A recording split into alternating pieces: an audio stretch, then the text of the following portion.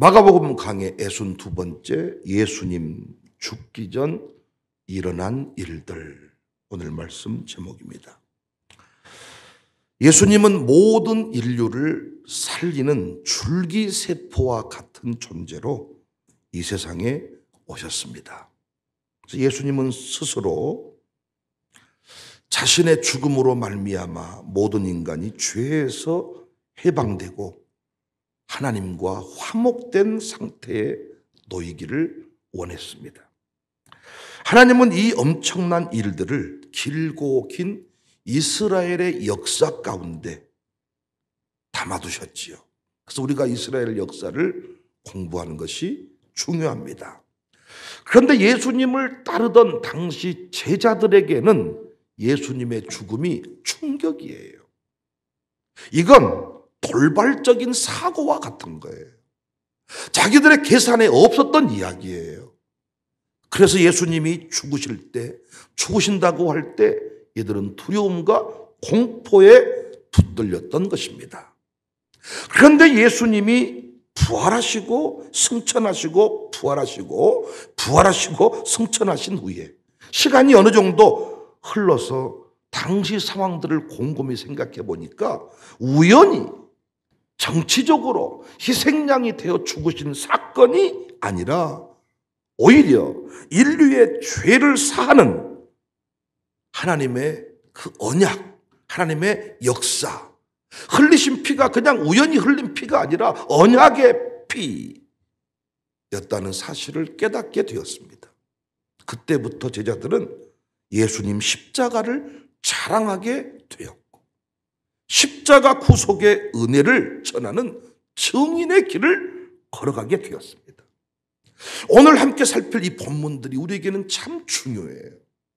이 사건 하나하나만 제대로 깨달아도 예수님 안 믿을 수가 없습니다. 우연히 이루어진 일 같지만 다 우리를 향한 구속 계획임을 알 수가 있습니다. 예수님 죽으시기 전에 일어난 일들, 첫 번째, 대제사장들이 예수님을 흉계로 잡아 죽였습니다. 1절, 대제사장들과 서기관들이 예수를 흉계로 잡아 죽일 방도를 구했다. 여기 흉계로 잡아 죽인다는 것은 죄가 없는 사람을 억지로 죄의 몫을 엮어서 죽이는 것을 말합니다. 그러니까 당시 대제사장들과 서기관들에게 예수님의 가르침과 능력은 위협이었습니다. 예수님이 상당히 위협적인 존재였어요. 이미 예수님이 갈릴리를 휩쓸고 다녔고 그 세력을 몰아가지고 점점 예루살렘 쪽으로 접근하고 있다 생각을 한 겁니다. 문제는 그들에게 예수님을 대항할 만한 가르침이나 능력이 없었어요. 단지 그들이 예수님보다 더 나은 것은 정치를 잘하는 기술이었습니다. 근데 예수님은 엄청난 세력은, 영향력은 있었는데 그 주변에 정치를 돕는 세력들은 없었어요. 그래서 그들은 예수님을 정치적 희생양으로 만들고자 했습니다. 대제사장과 서기관들은 예수님을 이용해서 나뉘어진 그 유대인들의 마음을 하나로 모으려고 본때를 보여주자. 본때를 보여주면 사람들이 슬슬 지게 되잖아요. 그래서 예수님을 정치적인 희생양으로 만들고자 했습니다. 그런데 여러분 재밌는 건 뭔 줄 아세요? 구약에 이미 이 희생양 제도가 있다는 거예요. 대제사장과 서기관들이 예수님을 희생양으로 삼고자 했는데 이미 구약에 희생양이 애언되어 있다고요. 그것은 사람이 아니라 염소인데 1년에 한 차례씩 이스라엘 백성들의 죄를 지고 광야에 가서 죽는 제도가 있었지요. 아사셀 염소, 희생양. 이 점에서 하나님의 생각과 이 정치 지도자의 생각이 일치한 것입니다. 하나님은 예수님을 이스라엘의 죄를 위한 희생양으로 삼으셨는데 이 정치 지도자들이 한 일이 뭐예요? 예수님을 희생양으로 죽이고자 했고 그렇게 죽였다는 거예요. 당시 상황으로 보면 우리 예수님의 죽음이 정치적 희생양이 되어 우발적으로 죽으신 것 같지만 사실은 하나님의 철저한 계획 속에 인류 역사의 죄를 대속하는 희생양, 죄의 희생양이 되실 것을 예언적으로 보여준 것입니다. 더 놀라운 건 뭔 줄 아세요? 당시 유대 지도자들은 예수님을 유월절에 죽이려고 하지 않았습니다. 2절 이르되 밀란이 날까 하노라 명절에는 하지 말자. 그런데 하나님은 예수님을 유월절에 죽게 했습니다. 정리하면 예수님은 반드시 희생양의 모습으로 유월절에 돌아가셔야 했어요. 그렇게 됐어요. 자기들이 희생양으로 삼아서 우연히 죽인 것 같지만 하나님의 계획 속에 이 모든 일이 이루어졌다는 것을 우리는 알 수가 있습니다. 사랑하는 여러분, 역사가 하나님의 뜻대로 흘러갑니다. 성경의 이 애언적인 역사를 연구하잖아요. 소스라치게 놀라요. 1.1획도 틀림이 없어요. 21절 인자는 자기에 대하여 기록된 대로 가거니와 애언의 말씀을 의심하지 않기를 주의 이름으로 축복합니다.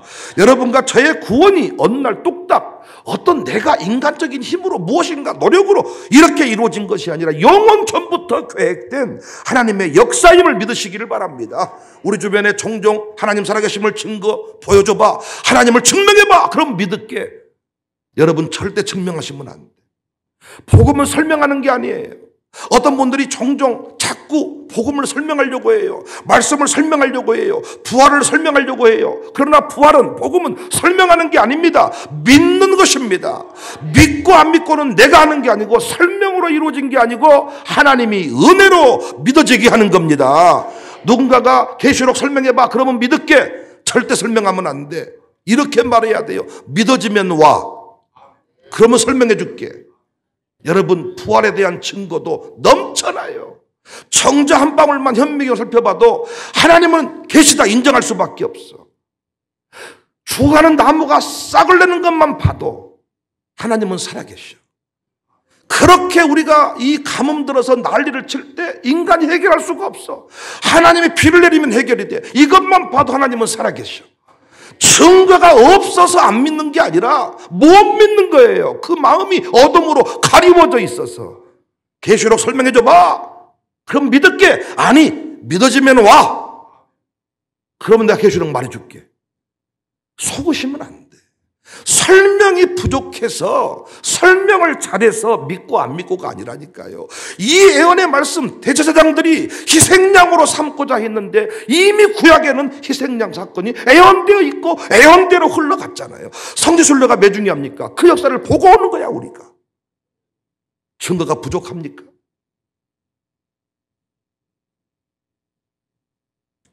예수님은 자신의 죄나 정치적 희생양으로 갑자기 죽으신 돌발적인 사건의 주인공이 아닙니다. 돌연사한 게 아닙니다. 예언대로 우리 죄를 대신 지고 십자가에 죽으신 거예요. 우리는 그 예수님을 믿음으로 구원함을 얻습니다. 지금도 그 예수님의 피는 효험이 있어서 그 예수님 피를 믿으면, 예수님 피공로 의지하면 오늘도 하나님 자녀가 됩니다. 야, 그래서 안 믿는 사람이 아니라 못 믿는다 이 말이 맞아요. 못 믿는 사람, 하나님이 그 마음을 열어줘야 믿는 것이지. 교회 출석은 안 해도 의사들이 수술만 해도 하나님을 인정한다잖아요. 신은 있다. 자기들이 엑스레이상 이 사람은 죽어야 되는데 살았어. 신은 있다. 꼬매고 잘라낸 것은 자기들이지만은 그것이 붙고 죄를 잡게 하는 것은 이건 자기들의 힘이 아니다. 의사가 하는 일은 가스 나왔습니까? 방귀가 나왔습니까? 그것만 확인해. 그건 자기들이 어떻게 약을 써서 해줄 수 있는 문제가 아니라는 거예요. 장기가 위치하는 것만 봐도 하나님은 살아계셔. 그런데 증거를 들이대보래. 증명해보래. 증거 100개를 들이대도 안 믿습니다. 못 믿습니다. 누군가에게 이런 이야기를 듣거든 설명 안 해. 믿어지면 와. 그때 계시록 말해줄게. 믿어지거든 와. 그때 성경 말해줄게. 복음을 설명하려고 하지 마세요. 설명하다 이단되는 겁니다. 두 번째, 예수님이 죽으시기 전에 일어난 일들은 한 여자가 값진 향유를 깨뜨립니다. 예수님 십자가에 죽으시기 전에 향유 깨뜨리는 사건이 일어나요. 단순히 헌신해라 그 정도 얘기가 아닙니다. 이게 구속 메시지를 담고 있는 거예요. 3절, 한 여자가 매우 값진 향유 곧 순전한 나드 한 옥합을 가지고 와서 그 옥합을 깨뜨립니다. 여기서 나드 향유는 나무 뿌리에서 나오는 것인데 순전하다 했으니까 100% 온액입니다. 이 향유는 너무 비쌌기 때문에 뚜껑을 열었다 닫았다 하는 것이 아니고 아예 밀봉되어 있어서 쓰려면 깨야 돼. 여인에게는 너무 귀한 재산이었습니다. 그런데 이 여인이 예수님의 은혜가 너무 감격스러워서 그 귀한 것을 예수님께 값지게 깨뜨린 거예요. 사람들이 이걸 보고 굉장히 아까워하고 분을 냅니다. 근데 예수님이 이 사건을 칭찬한다고요. 이게 중요한 얘기들이에요. 4절, 어떤 사람들이 화를 내어 서로 말하되 어째 향유를 허비하는가? 5절에 그 여자를 책망하는지라. 예수님이 6절에 예수께서 이르시되 가만두라. 너희가 어째 그를 괴롭게 하느냐? 그가 내게 좋은 일을 하였다. 7절, 가난한 자들은 항상 너희와 함께 있으니 아무 때라도 원하는 대로 도울 수 있거니와 나는 너희와 항상 함께 있지 아니한다. 8절, 그런 힘을 다하여 내 몸에 향유를 부어 내 장례를 미리 준비하였느니라. 9절, 내가 진실로 너희에게 이르노니 온 천하에 어디서든지 복음이 전파되는 곳에는 이 여자가 행한 일도 말하여 그를 기억하리라. 여기서 우리는 놀라운 사실을 발견하는데 여자가 행한 일이 복음이다. 예수님 십자가의 죽음으로 어떤 일이 이루어질지 아는 거죠. 예수님 십자가 사건을 통하여 어떤 일이 일어날 것인가? 우연히 향을 깨뜨린 사건, 그 여인을 칭찬하신 것이 아닙니다. 앞으로 이 십자가의 죽음으로 말미암아, 나의 죽음으로 말미암아, 나의 대속의 피로 말미암아 향기 나는 인생, 냄새 나는 인생이 예수님 십자가를 의지하면, 예수님을 믿으면 향기 나는 인생이 될 것을 보여주는 사건입니다. 돈 냄새 나는 인간, 예수님을 통해 향기 나는 인생이 될 수 있다.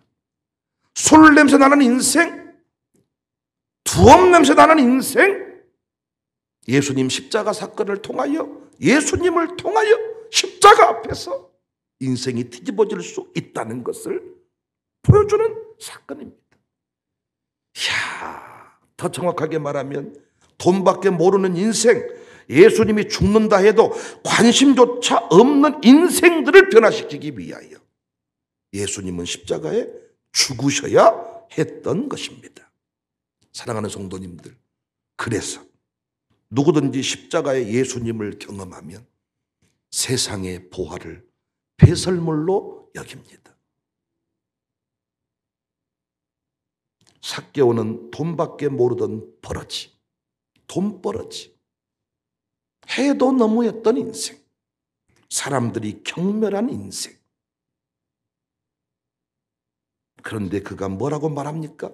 누가복음 19장 8절에 삭개오가 서서 주께 여짜오되 주여 보시옵소서, 내 소유의 절반을 가난한 자들에게 주겠사오며 만일 누구의 것을 속여 빼앗은 일이 있으면 네 갑절이나 갚겠나이다. 예수님이 말씀합니다. 누가복음 19장 9절에 예수께서 이르시되 오늘 구원이 이 집에 이르렀으니 이 사람도 아브라함의 자손이다. 예수님의 죽음은 결코 비참한 죽음, 돌발적인 죽음이 아니라 돈버러지 같은 인생을 향기 나는 산채물로 만드신 사건이었음을 우리에게 보여줍니다. 어제도 누군가와 대화를 나누면서 저의 이야기를 잠깐 했습니다. 저는 제 스스로 무엇인가를 끝까지 해본 적이 없는 사람입니다. 홀로 있을 때 백윤영은 참 연약하고 부족하고 이기적인 인생입니다. 그런데 광주 청사교회 공동체 앞에 섰을 때 백윤영은 14년 동안 변함없이 새벽 기도를 했던 목사입니다. 가난한 자를 위해서 눈물을 쏟을 줄 아는 목사입니다. 근데 지금도 혼자 있으면 저는 남 돕고 싶지 않습니다. 지금도 저는 혼자 있으면 계산이 됩니다. 저 사람은 왜 저렇게 살까? 그런데 이 공동체 가운데 서 있을 때 저는 달라집니다. 그래서 저는 이 교회 안에서 예수님의 말씀으로 복음으로 인하여 변화된 인생입니다. 그때 상대방이 상당히 의아한 눈빛으로 쳐다보더라고요. 제가 멋져 보인가 보죠. 대단해 보인가 보죠. 여러분은 스스로 여러분 혼자를 이렇게 자신을 묵상해 보면 멋지다는 말이 나온지 모르겠습니다. 근데 저는 저 스스로 저를 돌아보면 멋지지 않습니다. 그냥 욕심쟁입니다. 지금도. 혼자 있으면 자꾸 나쁜 생각이 찾아오는 여전히 타락한 본성을 가진 존재입니다. 그런데 예수님 앞에, 복음 앞에, 이 공동체 앞에 섰을 때 저는 향기 나는 인생입니다. 원래 제게도 돈 냄새가 나고 술 냄새가 나고 더러운 냄새가 났을 인생인데 정말 제가 왜 이렇게 향기 나는 인생이 되었을까?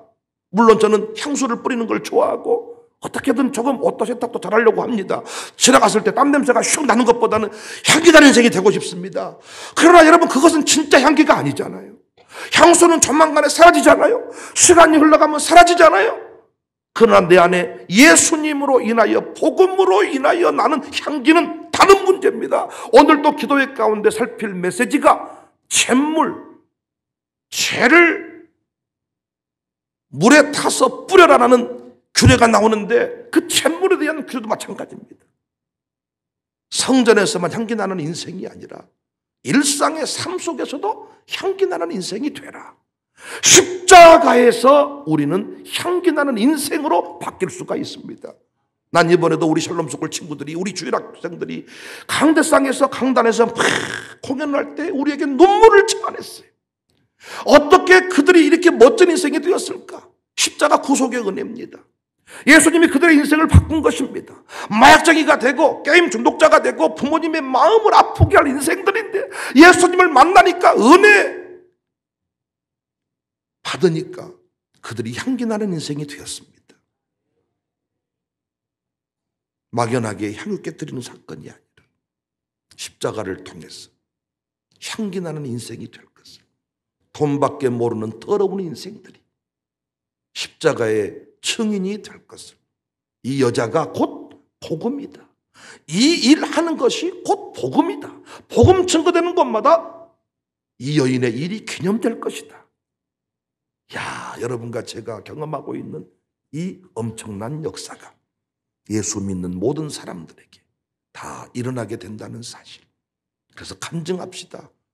나도 더러운 인생이었는데, 이기적인 인생이었는데 섬길 수 있는 사람 됐습니다. 향기 나는 인생이 되었습니다. 당신도 그 향기의 주인공 되시지 않겠습니까? 간증할 수 있기를 주님의 이름으로 축복합니다.